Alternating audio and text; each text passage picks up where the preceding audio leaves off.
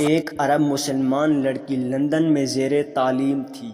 ایک دن وہ اپنی سہیلی کے ساتھ کسی تقریب میں گئی۔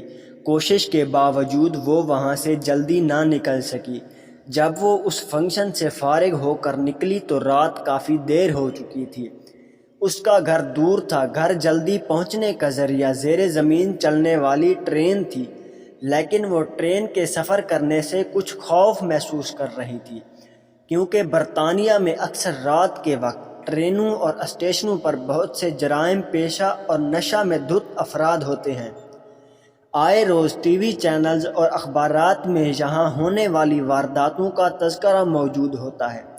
چونکہ اس لڑکی کو زیادہ دیر ہو چکی تھی اور بس کافی وقت لے سکتی تھی، اس لیے اس نے بہت سے خدشات و خطرات کے باوجود ٹرین میں جانے کا فیصلہ کر لیا۔ یہ بات پیش نظر رہے کہ یہ لڑکی دیندار نہیں تھی، بلکہ بہت زیادہ آزاد خیال اور لبرل تھی۔ جب وہ اسٹیشن پر پہنچی تو یہ دیکھ کر اس کے جسم میں خوف کی ایک سرد لہر دوڑ گئی کہ اسٹیشن بالکل سنسان ہے، صرف ایک شخص کھڑا ہے جو حلیہ سے جرائم پیشہ لگتا تھا۔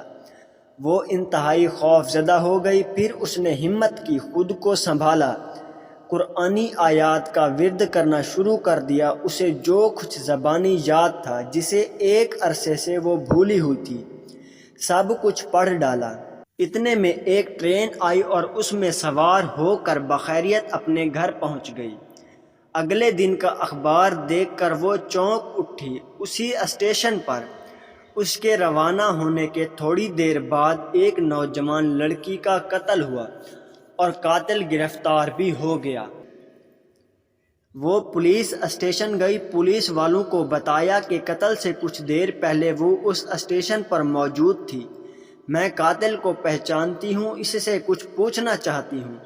جب وہ مجرم کے سیل کے سامنے پہنچی تو اس سے پوچھا، کیا تم مجھے پہچانتے ہو؟ اس نے جواب دیا، ہاں پہچانتا ہوں، رات کو تم بھی اس اسٹیشن پر آئی تھی۔ لڑکی نے پوچھا، پھر تم نے مجھے کیوں چھوڑ دیا؟ وہ کہنے لگا، میں تمہیں کیسے نقصان پہنچاتا؟ تمہارے پیچھے 2 انتہائی صحت مند اور قد آور باڈی گارڈ تھے۔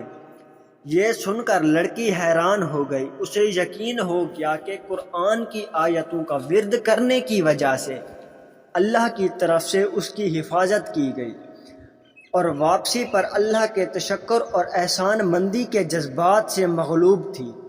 اللہ کی مدد اور نصرت پر اس کا بھروسہ مزید بڑھ گیا۔ اگر ہم اپنے دل کی گہرائیوں سے اللہ کو پکاریں اور اللہ کی تائید و نصرت پر بھروسہ رکھیں تو ہم اللہ کی رحمت سے کبھی محروم نہیں رہیں گے۔